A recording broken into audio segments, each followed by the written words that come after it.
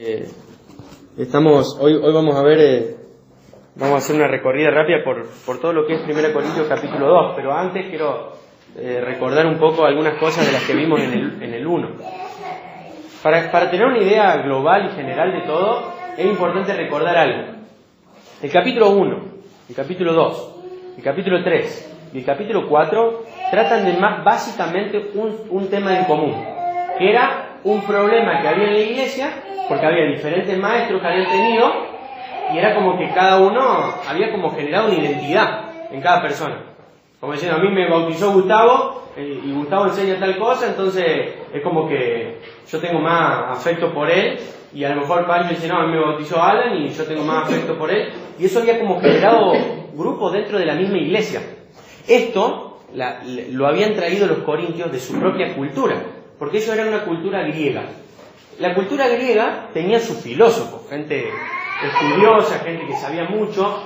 Entonces, cada filósofo era como un pensador muy copado de su época, y la gente era como que se afiliaba a diferentes personas. Esto lo trasladaron a la iglesia. Entonces decían, en el capítulo 1 dicen, algunos de ustedes dicen yo soy de Pablo, otros dicen yo soy de Apolos, otros dicen yo soy de Cefas o Pedro, y otros dicen yo soy de Cristo.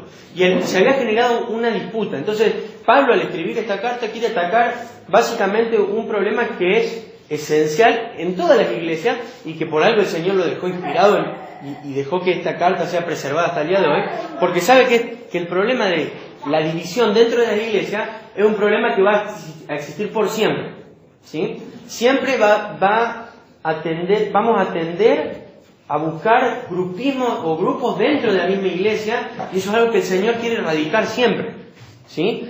Queremos aferrarnos o agruparnos por ahí a las personas con las que más nos llevamos, y dejamos automáticamente a un lado las otras personas.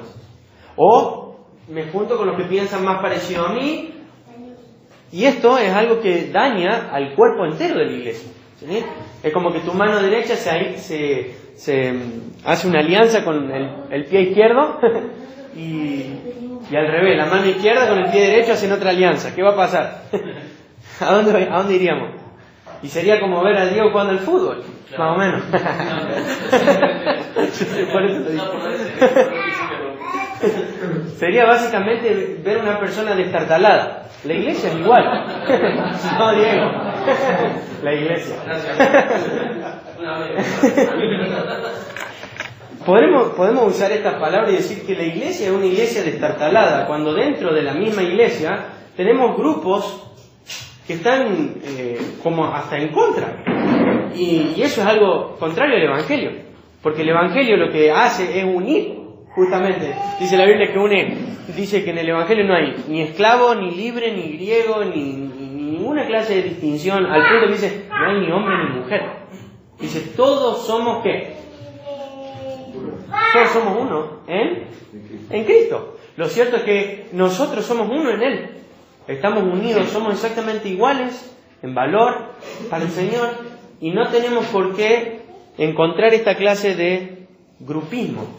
Pero Pablo se mete, y es como que este es el tema general, pero en los 4 capítulos va metiendo muchos otros temas, pero sin perder de vista el tema principal, que ¿cuál es? Esto de la división o el aferrarme más a una persona que a otra. Nosotros, pregunta, principalmente, ¿de quiénes somos discípulos, seguidores? De Cristo. No somos seguidores de la gente. ¿Tenemos personas que influencian en nuestra vida espiritual? Sí. ¿Tenemos personas que nos orientan? Sí. ¿Que nos alientan? Sí. ¿Que nos exhortan? Sí. Pero principalmente nosotros somos discípulos de Jesús. Todos por igual. Entonces nuestro maestro principal es Cristo, no la gente, el Señor Jesús. Entonces, voy a repasar algo rápido, porque Pablo dice, a partir del versículo 18 del capítulo 1, que el mensaje de la cruz es una ridiculez para los que van rumbo a la destrucción, pero nosotros que vamos en camino a la salvación, sabemos que es el poder mismo de Dios, como dicen las Escrituras. Destruiré la sabiduría de los sabios y desecharé la inteligencia de los inteligentes. Así que, ¿dónde deja eso a los filósofos, a los estudiosos, y a los especialistas en debates de este mundo. Dios ha hecho que la sabiduría de este mundo parezca una ridiculez, ya que Dios, en su sabiduría, se aseguró de que el mundo nunca lo conociera por medio de la sabiduría humana. ¿Usó qué? Nuestra predicación, entre comillas, ¿cómo? Ridícula, para salvar a los que creen. Es ridícula para los judíos que están pidiendo señales del cielo, y es ridícula para los griegos que buscan la sabiduría humana. Entonces, cuando predicamos que Cristo fue crucificado, los judíos se ofenden y los gentiles dicen que son puras tonterías. Sin embargo, dice el versículo 24, para los que Dios llamó a la salvación, tanto judíos como gentiles, Cristo es el poder de Dios y la sabiduría de Dios. Ese plan ridículo de Dios es más sabio que el más sabio de todos los planes humanos. Y la debilidad de Dios es más fuerte que la mayor fuerza humana. Recuerden, amados hermanos, recuerden que pocos de ustedes eran sabios a los ojos del mundo, o poderosos, o ricos, cuando Dios los llamó. En cambio, Dios eligió lo que el mundo considera ridículo para avergonzar a los que se creen sabios.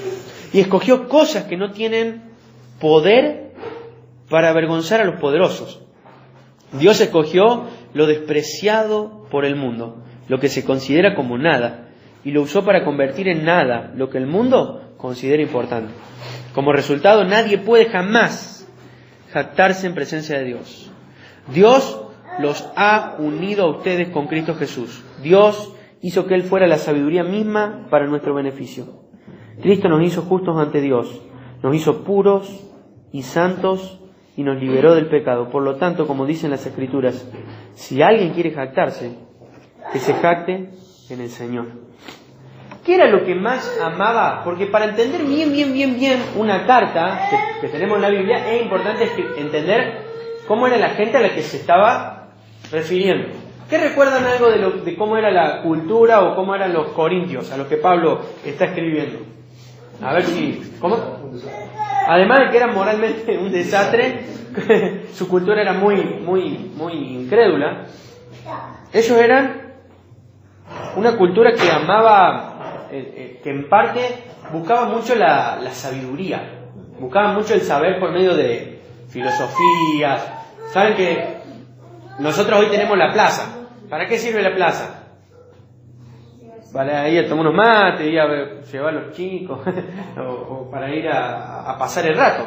Ellos tenían también sus plazas, pero las plazas eran usadas para ellos ir y debatir temas importantes de la filosofía. O sea, no usaban la plaza para andar jugando. Ellos iban y discutían, debatían. Entonces, era normal para ellos estar una tarde entera, a lo mejor hablando acerca del saber o de los planetas. Filosofaban y navegaban en cualquier cosa. Y nosotros podemos decir que esa cultura no es muy parecida a la nuestra. No tenemos una cultura donde la gente va a la plaza a discutir los temas del mundo. Se discute hoy más que nada de fútbol y otros temas que no tienen relevancia ni importancia. La cuestión es que esta gente quería saber. Esta gente le importaba saber. ¿Sí? Querían saber. Porque decían, somos seres humanos. Bueno, queremos saber de dónde venimos. Queremos saber a dónde vamos. Queremos saber por qué estamos acá. Estamos en el planeta Tierra. Bueno, queremos saber cómo es el planeta, cómo está formado. Y surgían así un montón de ideas y ellos navegaban y navegaban. Y los corintios, a los que Pablo le está escribiendo esta iglesia, estaba familiarizada con esta cultura. Pero lo que Pablo quiere presentar acá y en el capítulo 2 es que en el Evangelio, cuando el Evangelio es presentado, cuando nosotros conocemos el Evangelio, la mayor parte de la sabiduría del mundo no nos sirve, pero para entender los problemas principales de la humanidad. Por ejemplo, la sabiduría del mundo, por ejemplo, la sabiduría en la ciencia, ¿sirve? Sí. Los avances tecnológicos que hay, ¿sirven? Sirven. Que la gente tenga un oficio, tenga un título de algo, no sirve porque brindan apoyo a toda la sociedad. Lo que Pablo dice no es que la sabiduría del mundo no sirva. Lo que Pablo enseña acá, que básicamente vamos a recordar hoy, es que la sabiduría del mundo no sirve para entender o resolver los problemas fundamentales del hombre, como por ejemplo el pecado, como por ejemplo el juicio final, la eternidad. La sabiduría del mundo no sirve para estas cosas, ¿se entiende? Sirve para un montón de otras cosas, pero no para las cosas que son, podríamos decirle, verdaderamente importantes. El filósofo creía que a través de la razón o el conocimiento podía llegar a conocer a Dios. Y Pablo dice, no, esto es una mentira. Después tenían los judíos que ¿qué hacían? Buscaban ¿qué? Alguna señal clara o visible para que por medio de la vista ellos puedan entender. Y Pablo dice, tampoco es por ahí. Y miren, el versículo 1 del capítulo 2 dice, amados hermanos, y es como que Pablo lo que quiere hacer es darles un repaso de su vida, cuando ellos conocieron por primera vez el Evangelio. Dice, amados hermanos, la primera vez que los visité, no me valí de palabras elevadas, ni de una sabiduría impresionante para contarles acerca del plan secreto de Dios. Pues decidí que mientras estuviera con ustedes, olvidara todo, excepto a Jesucristo, el que fue crucificado. Todos hemos estudiado el libro de Hechos, ¿sí? Voy a hacer rápido un repaso para recordar esto, porque acá Pablo lo que hace, para recordar la importancia del Evangelio, le da a la iglesia un repaso de su historia. ¿Saben qué? Pablo fue el primero que llega a Corinto con el Evangelio. Pero él no llega así como un canchero con un equipo, él llega solo. Miren, cuando Pablo llega por primera vez con el Evangelio a Europa, él llega a un lugar que se llama Filipos. En Filipos, ¿se acuerdan qué hicieron con él? Lo metieron en la cárcel. ¿Qué más? Lo apedrearon. Casi lo matan. Lo sacan afuera porque pensaban que estaba muerto. Él después baja a Tesalónica. En Tesalónica también lo quieren destruir. Entonces lo que hacen los judíos, los cristianos de Tesalónica, porque lo querían matar a Pablo, es llevarlo hasta la costa y lo llevan a Berea. Va bajando, ¿no? Está en Filipos lo quieren matar. En Tesalónica también. Llega a Berea y en Berea no lo quieren matar, pero bajan los de Tesalónica. Y arman quilombo los de Tesalónica, arman alboroto. Entonces, ¿qué pasa? Filipos lo quieren matar, Tesalónica lo quieren matar. Pero de Tesalónica hasta Berea, él siempre iba descendiendo con gente. Cuando llega a Berea, lo quieren matar los de Tesalónica, y a él lo envían a Atenas. Pero a él lo envían solo. Entonces ya en Atenas, está en esta ciudad, solo. Y él dice que él apenas llega, lo lleva un grupo de cristianos, lo dejan ahí a Pablo en Atenas, y este grupo tiene que volver a Berea. Entonces Pablo le dice, díganle a Silas que venga conmigo rápido. Y Pablo se queda ahí en Atenas esperando, y dice que él se indignó al ver la incredulidad de la ciudad. Atenas es importante estudiar, porque Atenas y Corinto eran muy parecidas en su pensamiento. Entonces cuando está en Atenas dice que su espíritu se enardeció, se llenó de ira al ver toda la idolatría que había en la ciudad. Entonces Pablo empieza a predicar el Evangelio ahí, porque no aguantaba ver la idolatría. Y empieza a predicar, y dice que los filósofos de esta cultura le encantaban escuchar cosas nuevas.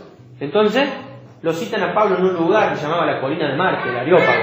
Y ahí Pablo tiene que presentar el Evangelio. ¿Y él qué predica?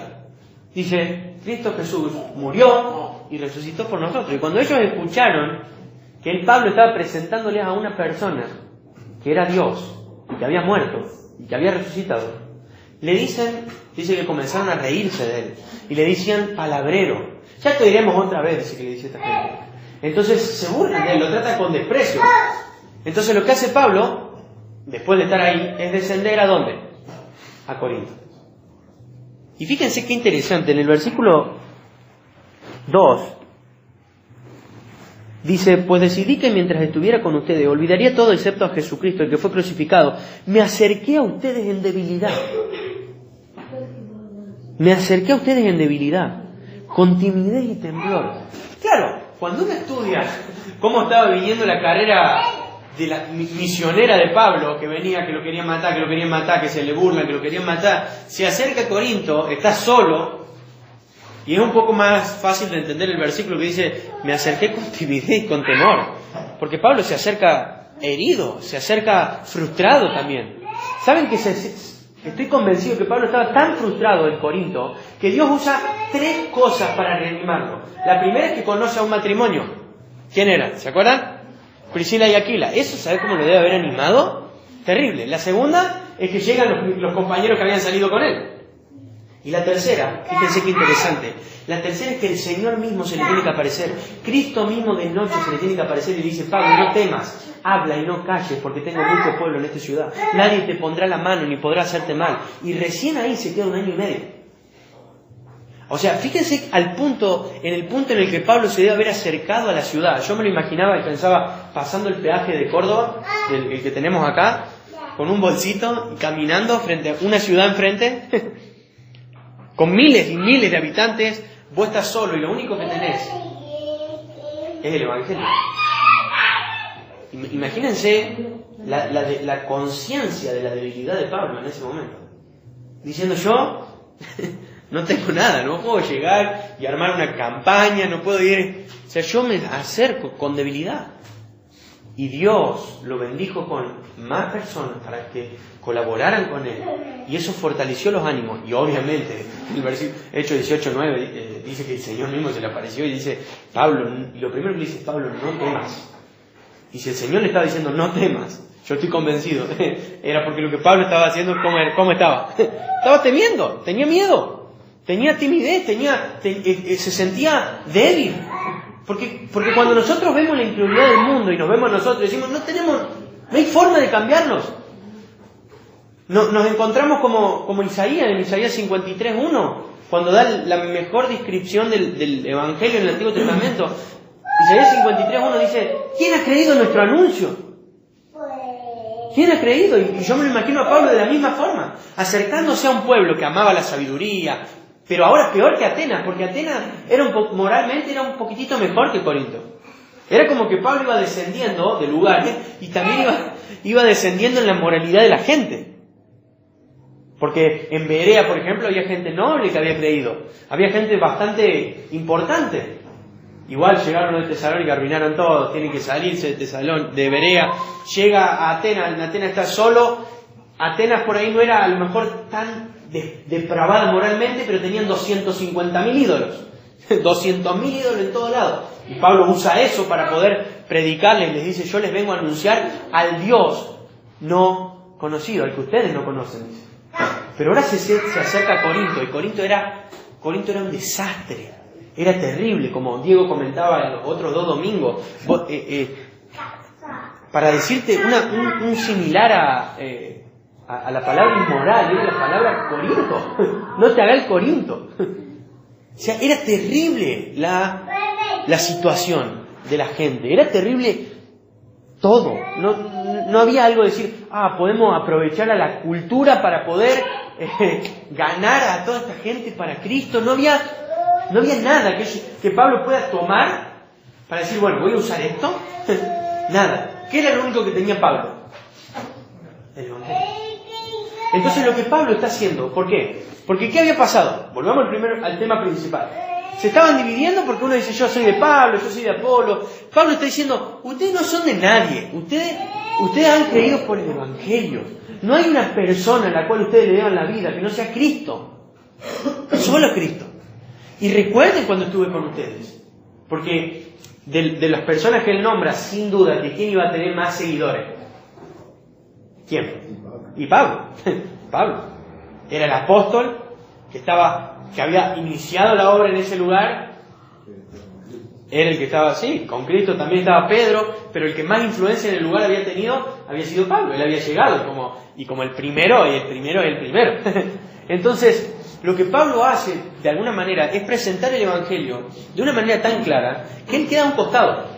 ¿Vieron? Si uno estudia sigilosamente el pasaje, Pablo está tratando de hacerse a un costado. Está diciendo: yo no hice nada. Cristo lo hizo todo.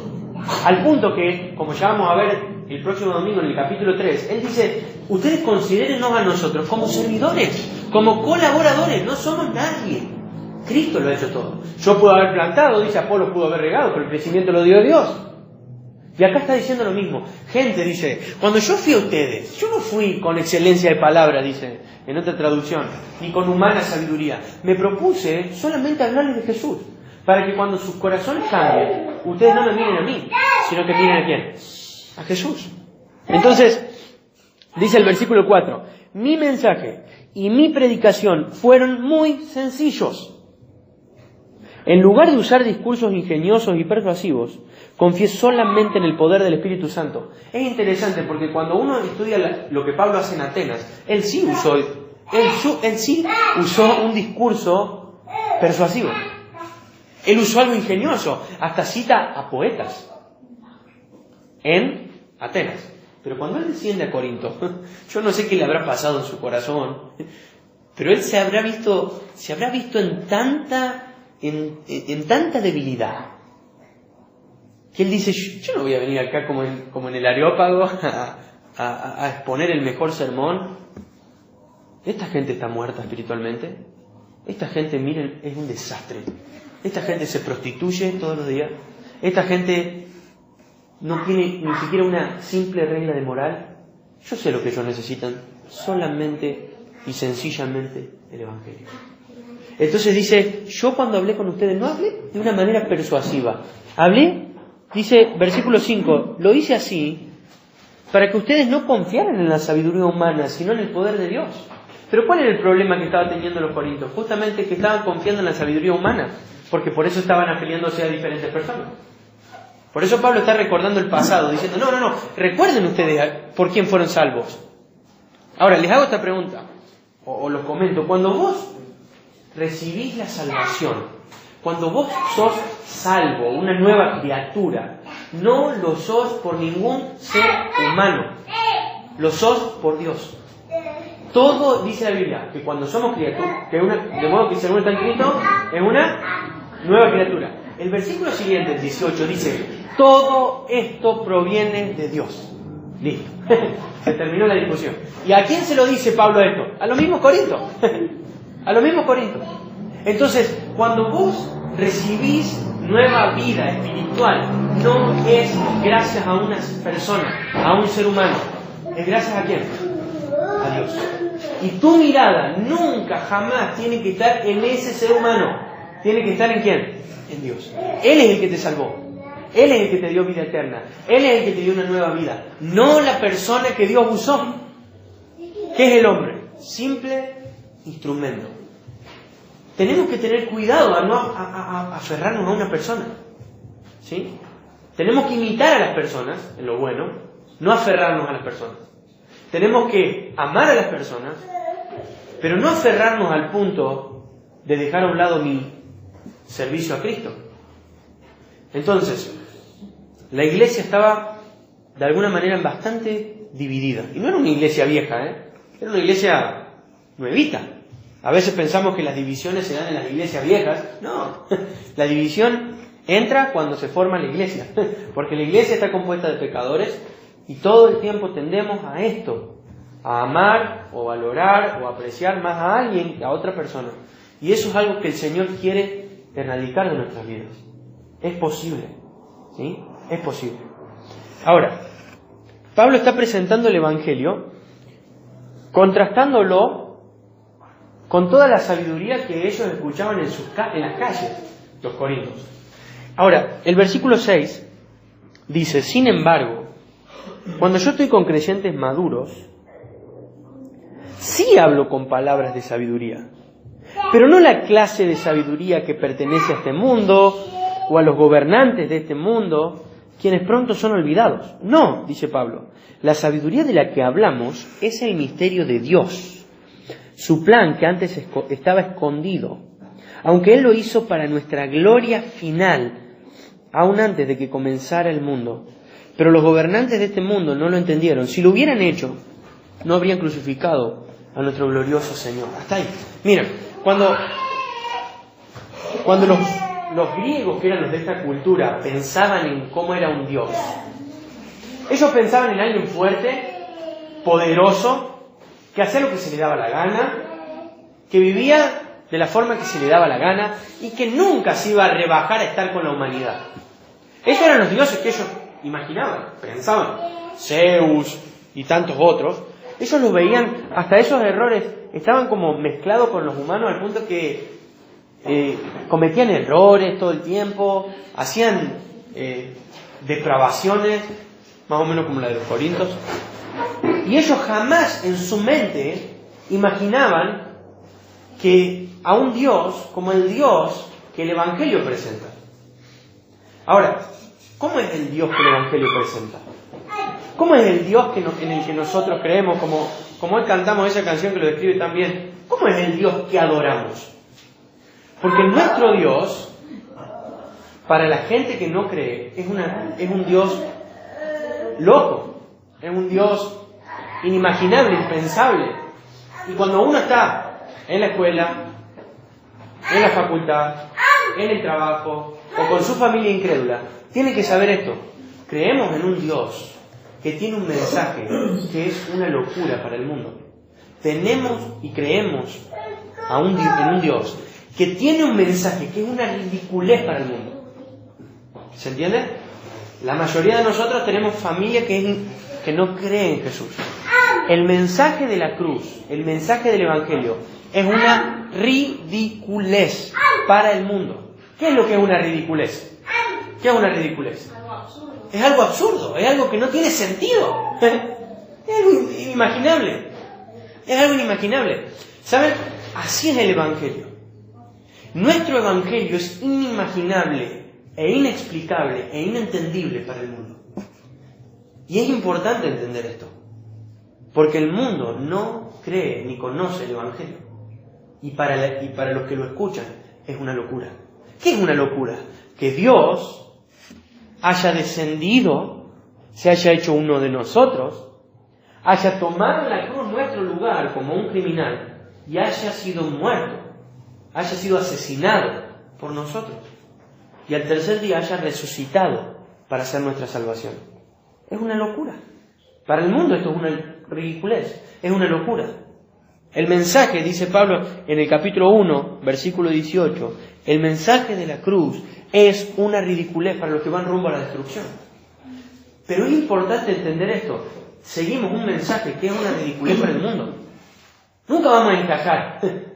Nunca va a haber algo que va a encajar, porque nuestro mensaje es una ridiculez para el mundo. Y Pablo dice, es tan grande la ridiculez que aún ni siquiera los gobernantes o los príncipes de este mundo lo entendieron, dice Pablo. Si lo hubiesen entendido, ¿qué hubiesen hecho? Nunca hubiesen crucificado a Jesús. Nunca hubiesen actuado de la forma que actuaron. Porque si ellos hubiesen creído que Jesús era el Cristo, el Mesías, Dios, nunca lo hubiesen matado. Jamás. Y eso es lo que Pablo explica. Dice, nuestro mensaje es una locura para todos los que se pierden. Es una ridiculez. Pero, en el capítulo 1, dice que a Dios de alguna manera le agradó o le complació salvar a este mundo perdido por medio de este mensaje, que es una locura. A Dios le agradó así. Y si a Dios le agrada algo, uno debería hacerlo como a Él le agrada. Si a Dios le agradó algo, uno debería hacerlo como a Dios le agrada. Ahora, punto número 1, el mundo está perdido.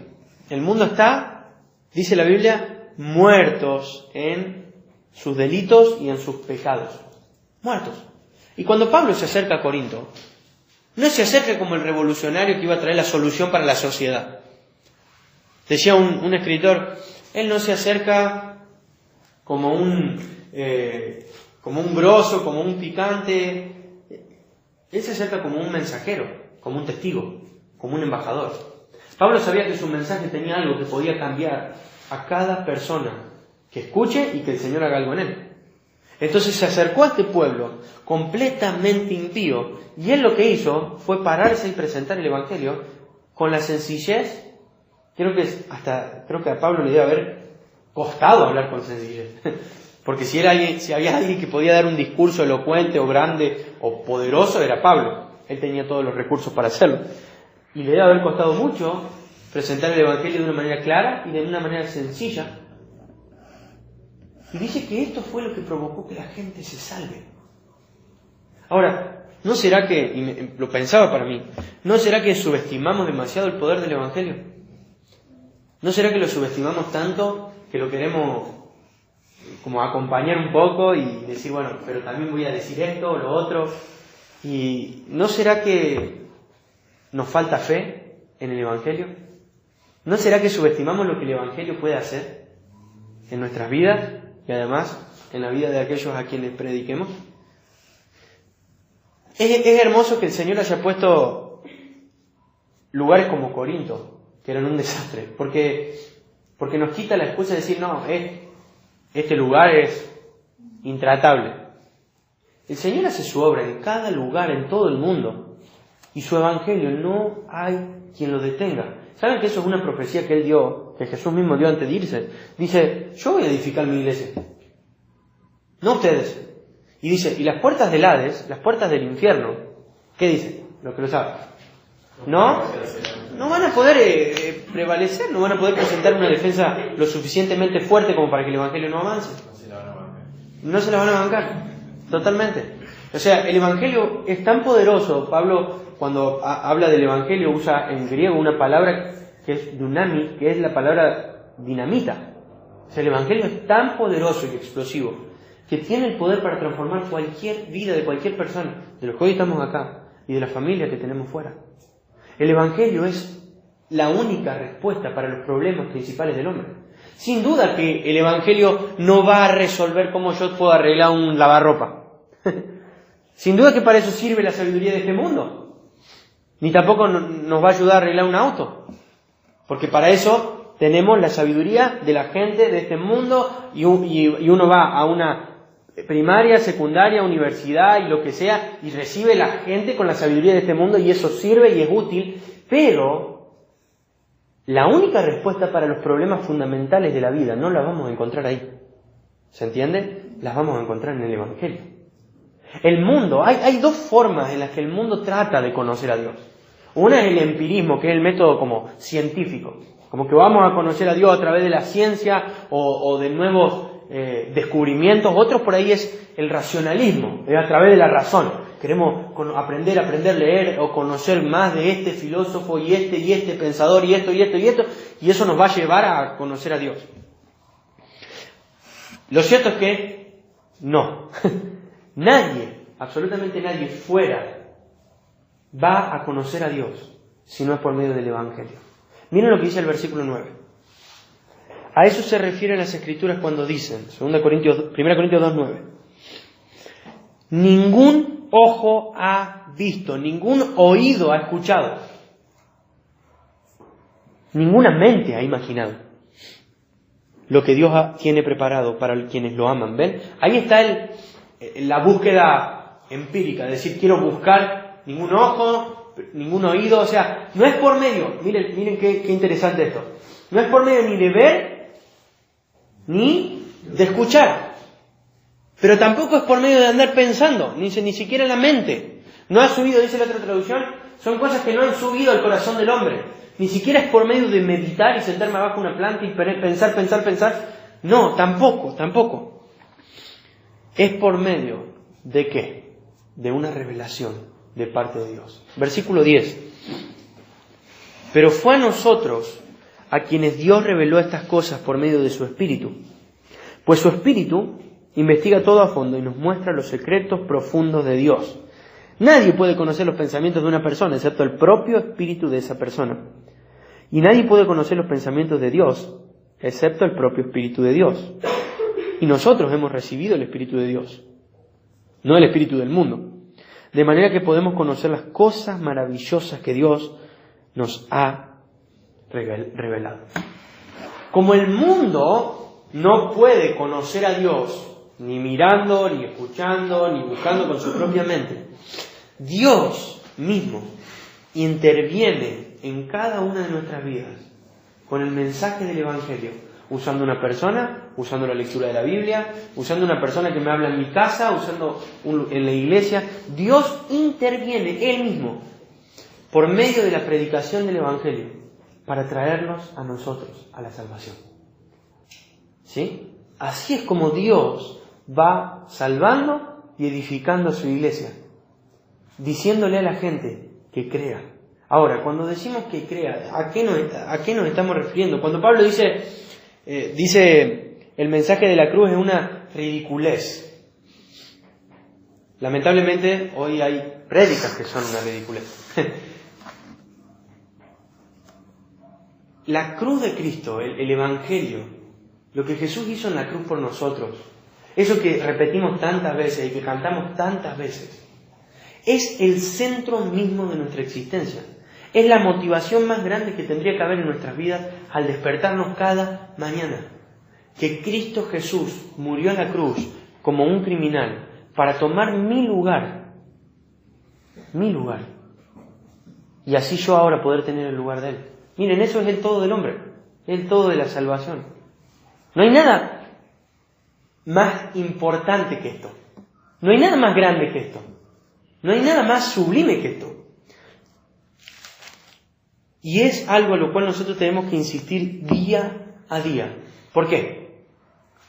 Porque si intentamos salvar a la gente de otra forma, nos vamos a frustrar. Porque a Dios no le agradó salvar a la gente de otra forma.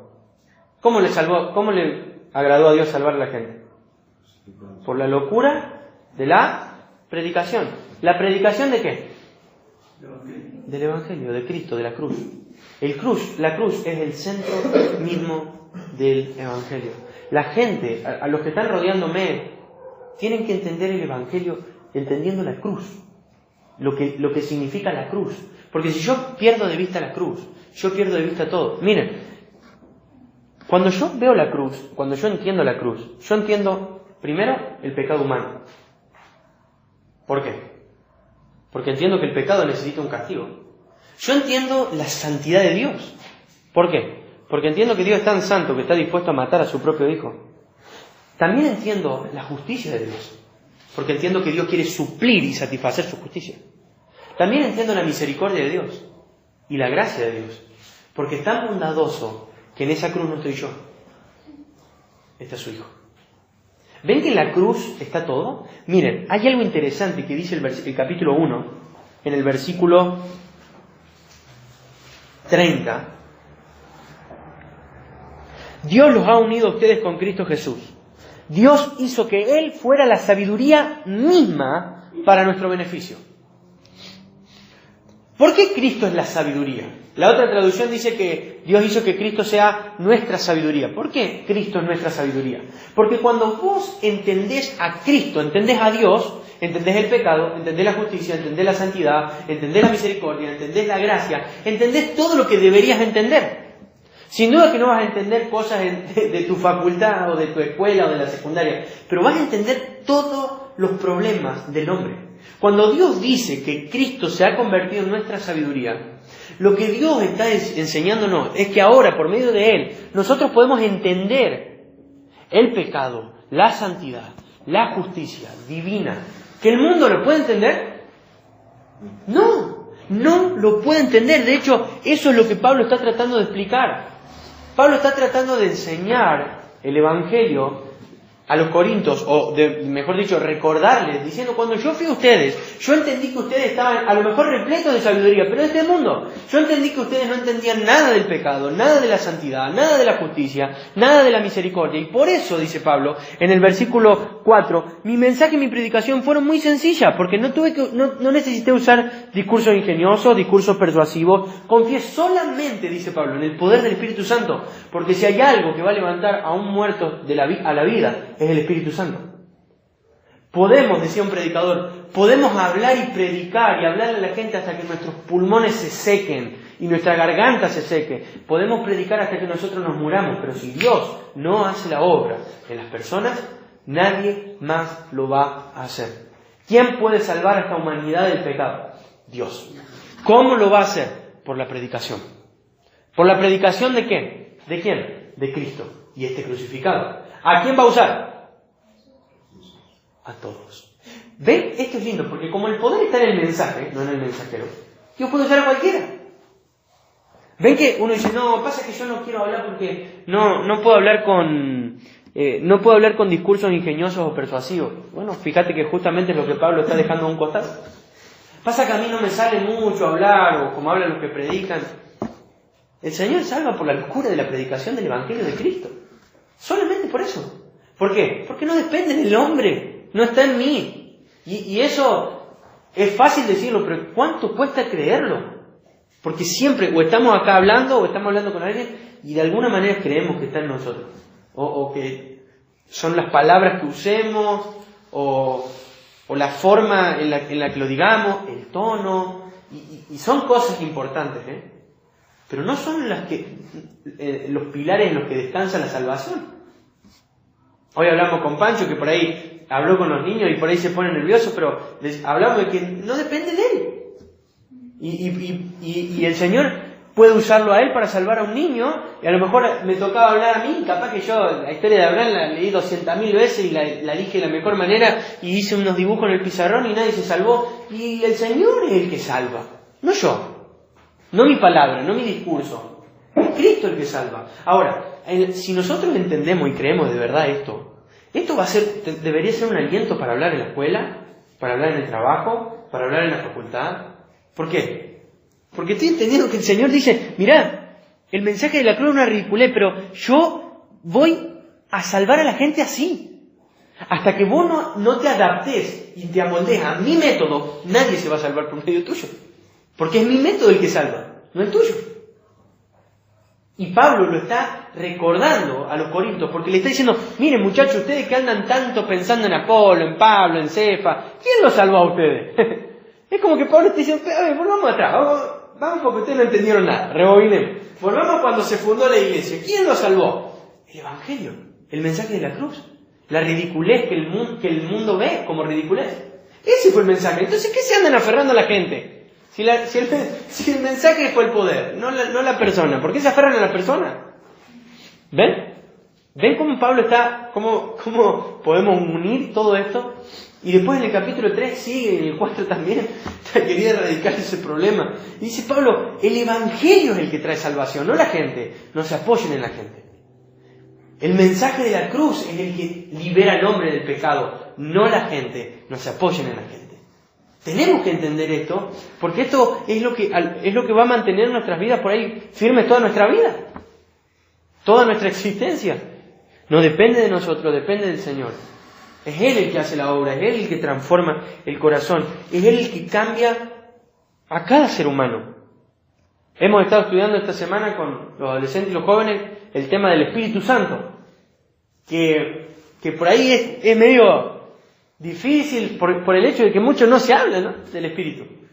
Pero es la persona más importante en la era de la iglesia. Es el que edifica la iglesia. Es el que edifica la iglesia. Si el Espíritu Santo no estuviera hoy acá, esto sería una reunión de gente muerta espiritualmente. ¿Se dieron cuenta? Que no somos nosotros o la música o la predicación la que hace que esto sea vivo, es el Espíritu Santo. Es lo único que le da vida a la iglesia. Si el Espíritu Santo hoy se retirara de acá, esto sería un grupo de gente hablando de cosas que nunca va a poder cumplir. Sería un grupo de personas que están tratando de seguir un camino que nunca van a poder seguir. ¿Saben lo único que tendríamos si no estuviera el Espíritu Santo? Tendríamos el mapa, pero no podríamos ir a donde querríamos ir. Tendríamos el mapa en nuestras manos porque tendríamos su palabra. Si quitáramos la palabra ya no tenemos ni el mapa. Pero si tenemos su palabra y el Espíritu Santo no está en cada uno de nuestros corazones, tenemos solo el mapa. Solo el mapa. No podemos ir a ese lugar. De hecho, vamos a ir más allá. Ni siquiera quisiéramos ir a ese lugar. Porque el Espíritu es el que transforma nuestros corazones. Pablo dice, cuando yo me acerqué a ustedes, y esto recuerden, porque a lo largo de toda la carta es importante siempre recordar cómo era la gente a la que él se está refiriendo. La gente era un desastre, pero no era peor que nosotros. La gente era un desastre, pero no era peor que nosotros. ¿Y qué necesitaban ellos entonces? El mensaje del Evangelio. Entender que todas sus deudas en Jesús han sido pagadas. Entender de que sus pecados han sido perdonados porque Cristo los llevó en la cruz, en el madero. Él cargó con nuestra propia maldad y Él resucitó al tercer día. ¿Se acuerdan cuando hablamos de la obra de Cristo? ¿Cuál era la importancia de la resurrección? ¿Alguien se acuerda? Porque alguien podría decir, che, ¿y si Jesús a los 18 cometió un pecado? nunca hubiese resucitado. El Padre nunca hubiese aceptado ese sacrificio. La resurrección nos enseña que el Padre aceptó el sacrificio. Las deudas fueron saldadas para vos, para vos, para vos, para vos, para vos, para vos, para vos, para mí. Fueron saldadas en Él. Ya no hay condenación, dice Romanos 8:1, para los que están en Él. No hay más condenación. No tenemos que andar temerosos de tener que pagar por nuestros propios pecados en la eternidad. Cristo Jesús los pagó en la cruz. Ese es el Evangelio y es lo que nos va a mantener, es lo que nos va a edificar y es lo que nos va a sostener toda la vida, que Cristo Jesús es. Dice Pablo en la otra traducción, dice, Él es nuestra sabiduría, Él es nuestra justificación, Él es nuestra santificación y Él es nuestra redención. Cristo Jesús es todo. Miren, si vos entendés a Cristo, sos la persona más sabia de los sabios. ¿Por qué? No porque entendás más que el otro, porque entendés lo más importante.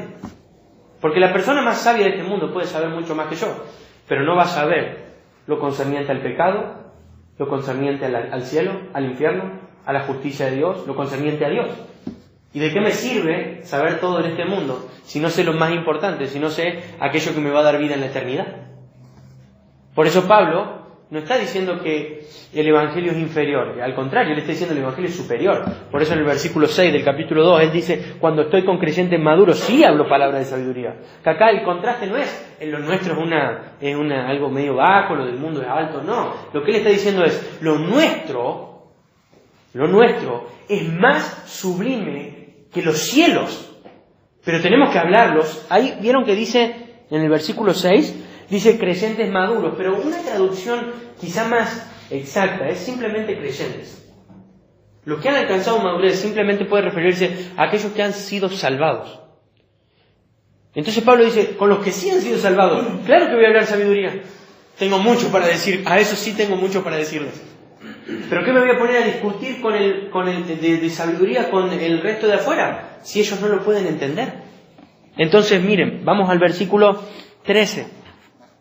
Les decimos, dice 1 Corintios 2:13, les decimos estas cosas sin emplear palabras que provienen de sabiduría humana. En cambio, hablamos con palabras que el Espíritu nos da, usando las palabras del Espíritu para explicar las verdades espirituales. Pero los que no son espirituales, o sea, todos los que estaban rodeando a los corintios, los que no son espirituales, no pueden recibir esas verdades de parte del Espíritu de Dios. Todo les suena como ridículo. Y no pueden entenderlo porque solo los que son espirituales pueden entender lo que el Espíritu quiere decir. Los que son espirituales pueden evaluar todas las cosas, pero ellos mismos no pueden ser evaluados por otros. Pues ¿quién puede conocer los pensamientos del Señor? ¿Quién sabe lo suficiente para enseñarle a Él? Hasta ahí.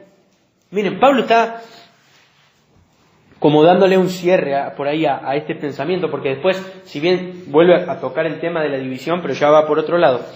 Pablo está hablando y está cerrando esto de la sabiduría. Y él dice, los que no son espirituales, ¿quiénes serían ellos? Esos no espirituales. Todos los que no tengan el Espíritu Santo son considerados no espirituales. Ahora, presten atención. Cada familiar que está en tu casa, cada amigo que está en la escuela, cada persona que está en tu trabajo, considéralo así, no espiritual, ¿sí? No espiritual. ¿Pero por qué te pido que los considere así? Para que entiendas de que ellos no pueden entender las verdades de la Biblia y del Evangelio a menos que Dios haga algo, ¿sí? Pero, y ahí voy a lo más importante, vos sos la persona que podés presentarle ese Evangelio que puede hacer que Dios transforme a esa persona que está muerta en delitos y pecado. Entonces, tenemos, por un lado, el no espiritual, ¿sí? Todas las personas que te están rodeando. Obviamente, si te rodean cristianos, no. Todas las personas que te están rodeando, no espirituales. Por otro lado, estás vos, ¿sí? ¿Qué tenemos nosotros? El Espíritu Santo. ¿Y qué es lo que se nos ha confiado con gran poder? El Evangelio. Entonces tenés a una persona con el Espíritu Santo y el Evangelio, y tenés a un no espiritual. ¿Cómo hago para que éste esté conmigo? Presentándole el Evangelio. Nada más y nada menos que el Evangelio. El mensaje de la cruz. Si la persona no lo quiere aceptar, ¿qué va a hacer para él? Una ridiculez, porque es lo que estamos viendo. Si la persona no quiere creer, va a ser una ridiculez. Pero si la persona sí, dice, pero nosotros, 1.18, pero nosotros que vamos en camino a la salvación, sabemos que es el mismísimo, ¿qué? Poder de Dios. Entonces, tenemos a una persona que no es espiritual.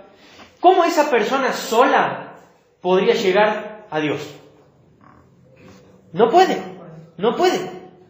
Esa persona no puede, está muerta espiritualmente. No puede. Pablo dice, los que no son espirituales no pueden recibir esas verdades. Todo les suena ridículo y no pueden entenderlo. Punto. Después en Efesios dice que están muertos en delito y pecado. Entonces tenemos a esa persona. Quiero que piensen, yo sé que tienen un montón de gente en sus cabezas. Muertas, miren, muertas espiritualmente, muertas. No están rengueando, no están titilando en sus vidas espirituales. Están muertas espiritualmente. Pero vos, si estás en Cristo, no. Y vos tenés el poder del Evangelio. Recuerden, el Evangelio es el poder. En la misma carta, Pablo dice, miren, nosotros somos como un vaso de barro, pero hay algo dentro nuestro que está recopado, que es el poder del Evangelio. El vaso de barro no es lindo. Decía un predicador, es feo, roto y reemplazable. Así somos. Somos feos, rotos y reemplazables. Estamos hoy, quizá mañana no. Así somos barro, vasijas de barro. Pero el Señor ha puesto dentro nuestro un poder inigualable e incalculable, que tiene el poder para que la persona que está a tu alrededor reciba la vida eterna. ¡Wow! Yo me arrepiento delante del Señor porque no entiendo de verdad lo que tengo dentro mío. Y menosprecio el Evangelio. Me arrepiento porque hay veces que he tenido la posibilidad y mis labios se quedaron quietos. Porque subestimé el poder del Evangelio. Y el Señor me tiene que recordar todos los días, no depende de vos, depende de mí. Vos tenés que hacer tu trabajo, nada más. Yo salvo a la gente, no vos. Yo le doy el crecimiento. Ni siquiera ni en la salvación, ni en el crecimiento espiritual de la gente. Es Dios el que da el crecimiento. Es el Señor el que hace la obra. El despeñadero, ¿qué necesitamos? Reavivar nuestra fe en el Evangelio. Para presentar el Evangelio. Y Dios va a hacer la obra. El Señor lo va a hacer, no nosotros. Él, porque Él lo prometió. Él dice, yo edificaré mi iglesia, no vos. No lo vas a hacer vos, lo voy a hacer yo. Vos presentame a mí, yo después lo hago. Vos preocupate en el púlpito, en la conversación durante la semana, en la escuela, en el trabajo. Vos preocupate de presentarme a mí, yo hago el resto. Eso es lo que el Señor nos ha enseñado. Y Pablo está recordándole a los corintios de que el Evangelio es lo que trajo la salvación a la iglesia y lo que trajo la salvación a cada persona. Entonces, su confianza y su fe tiene que estar ¿en qué? En el Evangelio. No en Pablo, no en Cefas, no en Apolos, como ellos dicen. ¿En qué? En el Evangelio de Cristo. En ninguna otra cosa. Ahora, te hago esta pregunta. ¿Vos realmente estás confiando en el Evangelio de Jesucristo? ¿Vos confiás en el Evangelio? No si crees, porque la mayoría podemos creer, pero ¿vos confiás en su poder? Yo creo que Pablo, al llegar a Corintios, al enfrentarse en esta ciudad, él tendría que haberse hecho esta pregunta: ¿yo creo en el poder del Evangelio? Porque si yo no creo en el poder del Evangelio, me tengo que pegar media vuelta y me tengo que ir, no tengo nada que hacer en esta ciudad. Pero si el Evangelio es poder, entonces yo tengo algo que hacer en esta ciudad. Aunque esté solo, aunque me acerque con debilidad, aunque me acerque con timidez, aunque me acerque con palabras sencillas, si yo creo en el poder del Evangelio va a ser todo. Todo, absolutamente todo. ¿Por qué? Porque cuando el Evangelio es presentado, el Espíritu Santo viene a todo aquel que crea en Él y recibe nueva vida. Y cuando el Espíritu está en uno, ¿saben lo que ocurre? Básicamente, ahora podemos entender a Dios. Por eso, dice, y voy terminando con esto, dice el versículo 15, voy a leer de vuelta 1 Corintios 2:15, los que son espirituales pueden evaluar todas las cosas, pero ellos mismos no pueden ser evaluados por otros. Pues, ¿quién puede conocer los pensamientos del Señor? ¿Quién sabe lo suficiente para enseñarle a Él? Pero nosotros entendemos estas cosas porque tenemos la mente de Cristo. ¿Escucharon eso? Tenemos la mente de Cristo. Tenemos la mente del Señor. ¿Qué significa eso? ¿A qué me está hablando? Bueno, básicamente,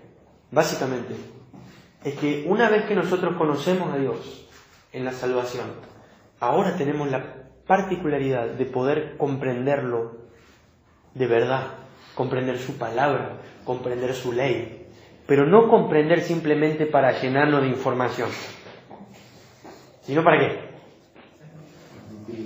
Para transmitirlo y para hacerlo, para vivirlo.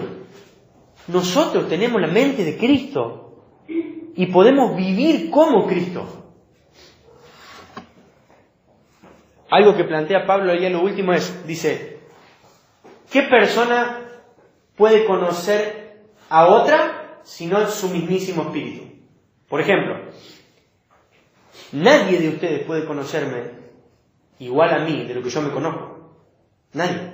Y a cada uno nadie lo puede, ni siquiera las personas que sean más amigas o que hayan compartido más tiempo en toda su vida, nadie me puede conocer mejor en este mundo de lo que me puedo conocer yo mismo.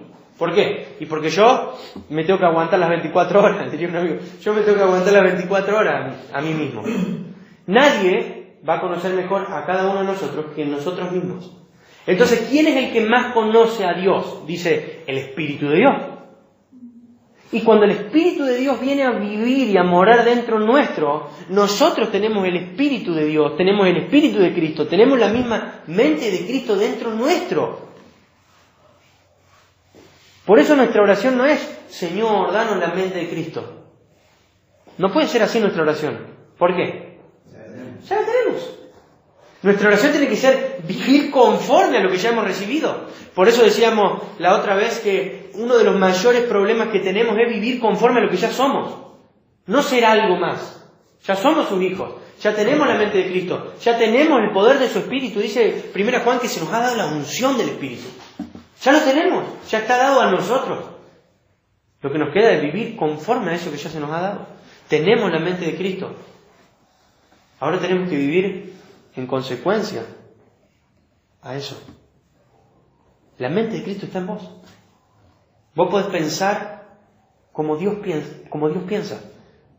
Podés pensar o actuar de la forma en la que Dios quisiera que hagas y que actúes.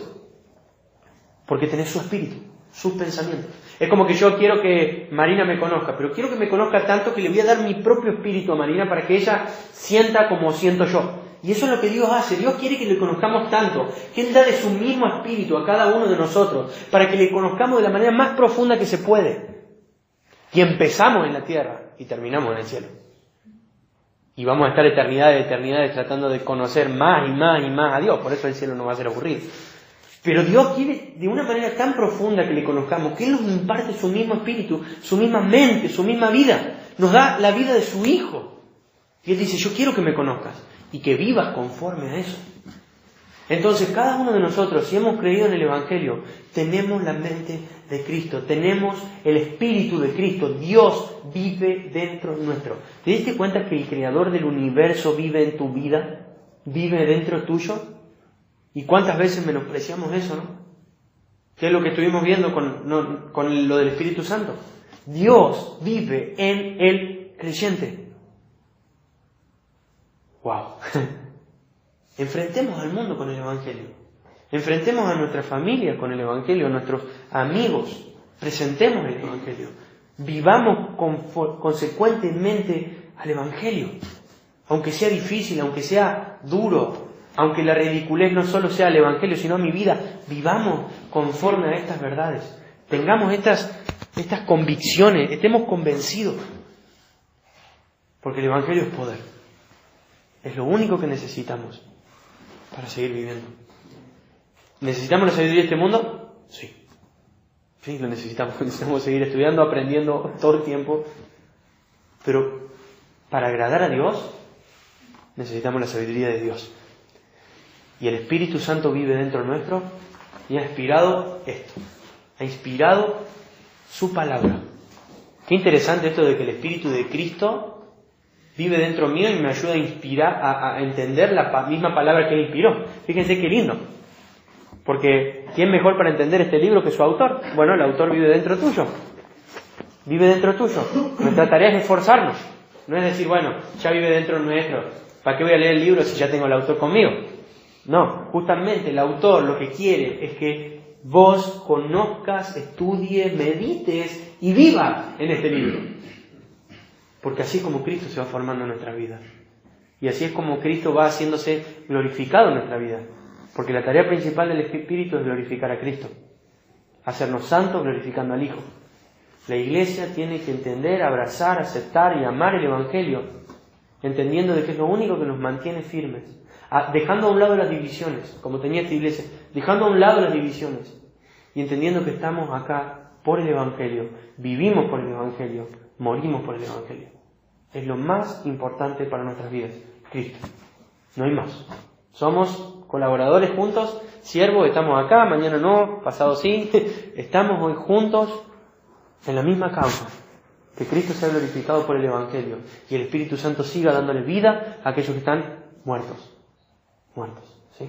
Vamos a orar para terminar.